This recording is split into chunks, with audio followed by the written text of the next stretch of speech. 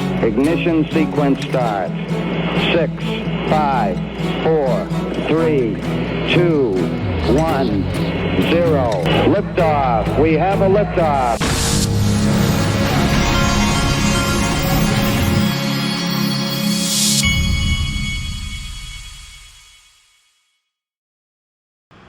Hey everybody, this is the Digital Asset Investor, and this email came out yesterday from iTrustCapital. Primary beneficiaries are now available in your premium custody account. This provides PCA account holders with the ability to transfer ownership of their PCA account upon death. If you haven't done so, you'll need to log into your iTrustCapital dashboard. Anyway, follow these instructions. So if you want your kids or your wife to get your account upon your death, you can designate it in the dashboard there on iTrustCapital. The other important thing to note is they give you a phone number. You can actually call iTrustCapital. How many of these crypto brokerages can you do that with? Not many. So if you're wanting to look into an iTrustCapital account, they are a sponsor or a partner. Go to iTrustCapital.com/XRP Army. iTrustCapital.com/XRP Army. You can open an IRA premium custody account, $100 funding bonus through that link. Okay, Bank XRP. I'll be in Vegas for XRP Las Vegas. I've attended the last 3 events, and each one has advanced in scale and quality. I'm looking forward to meeting new faces and reconnecting with longtime community members. A great Christmas gift for anyone in the space. Here you go. It's Christmas time, folks. You go to xrplasvegas.com to get tickets. You can also get hotel rooms. It's going to be at the Paris Casino, April 30th to May 1st, 2026. It's coming fast. Don't let the market get you down, because about the time, here's what happens. I've seen it. The market will start roaring at some point, and people are going to be like, oh man, the market was down. I didn't buy tickets, and I should have. Do it before you can't do it. We've got a $2.14 XRP price. Market's still boring. So they dumped the market. Then Charles Schwab, Vanguard, and Bank of America all roll out crypto to their clients in the same week. What a happy coincidence. There are no coincidences. Now, folks, I want to show you something that you may not realize. First, let's hear about interest rates, because they're about to drop them. I am more worried about that. I think that we're probably going to get a hawkish cut from the Fed next week, which is going to be problematic in the margin. And I think that the crypto sector is going to have more and more downside, and that's going to hurt the retail sector when we've already got a K-shaped economy pressuring through the cost of living and rising unemployment at the lower end of the income spectrum. And I think that's going to pressure investor sentiment across the spectrum, which is going to add to volatility and make it harder in the short term. The point that I would look at with Powell is that he is holding on to this 2% target by the Fed in terms of inflation. Remember, a lot of you don't realize inflation is accumulative.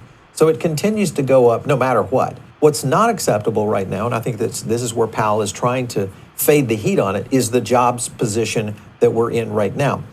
If he comes in with a cut, which I think he will, in December, I think the next steps moving forward is going to be forcing his hand because of the replacement that's going to be coming in right behind him. That whether that is Hassett or someone else, the likelihood it's going to be a pro-Trump administrative selection, and it's going to start. They are going to start cutting at will. We could see a full 1 point cut in the Fed fund rate, and I think this will start to move the markets forward. Now, whether that comes in March, April, or May is the big question, because this is how the market will play into it. Ooh, it's going to get interesting. Now, here's why it's going to get interesting, folks. This is the 2021 crypto bull run. The total U.S. money market fund assets peaked at $4.6 trillion, driven by COVID and all that. Flight to safety before, and then that money rotated into crypto. 2024-2025 bull run. There was money market fund assets reached a record 6.4 trillion at the end of 2023, fueled by high interest rates attracting yield-seeking capital, which later shifted post-rate cuts. Now, here we are. U.S. money market funds stand at a record 8.02 trillion. They're getting the high yields in these money market and bank accounts as well.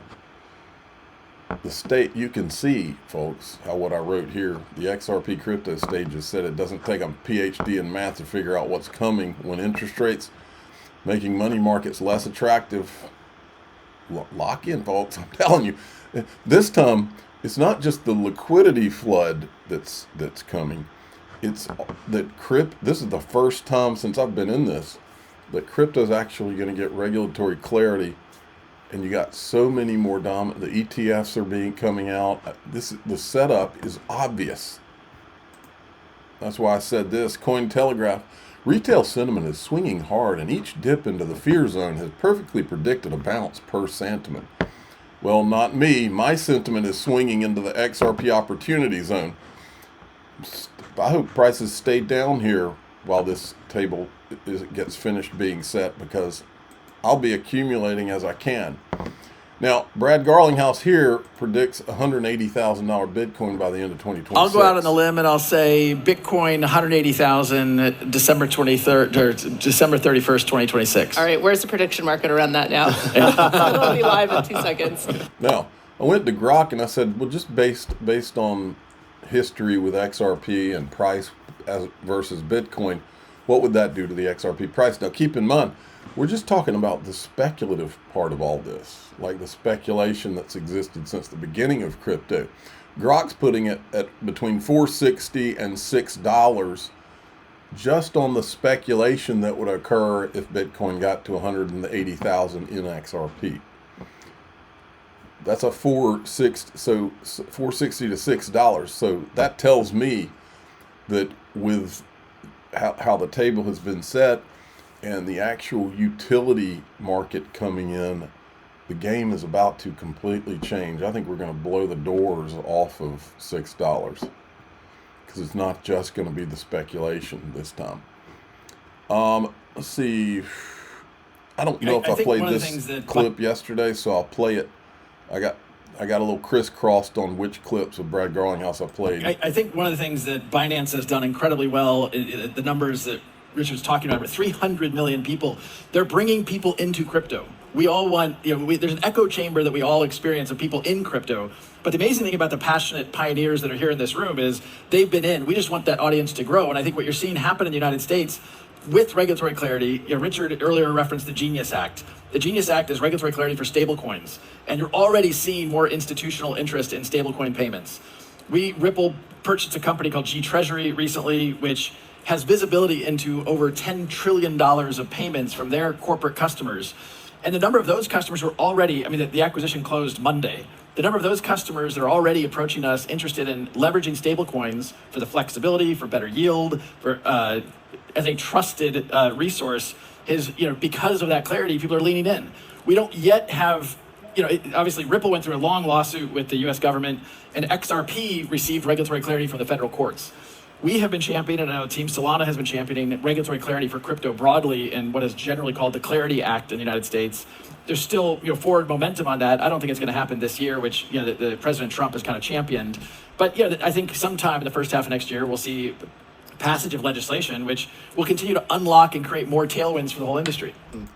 Oh yes.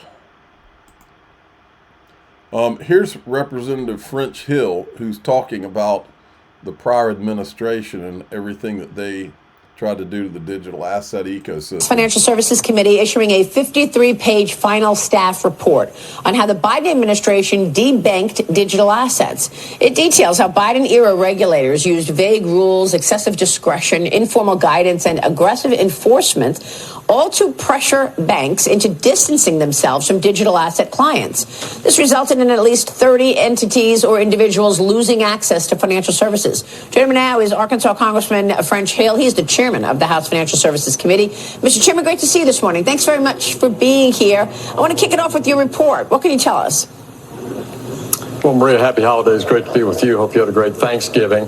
This report identifies all the ways led by Gary Gensler, who was chairman of the SEC, the bank supervisors led by Michael Barr, then vice chairman of the Fed, and others, to systematically debank legal businesses in the United States engaged in the digital asset innovative space. And this was terrible for American competitiveness. And it led me during the course of the Biden administration to offer my Fit 21 bill, which is now the Clarity Act, which gives the rules of the road, clear market structure road rules, so that people know how to innovate. They can count on the federal government for not debanking them and actually encouraging the use of innovation blockchain technology inside financial services. But why would the administration, the Biden administration, want to de-emphasize this?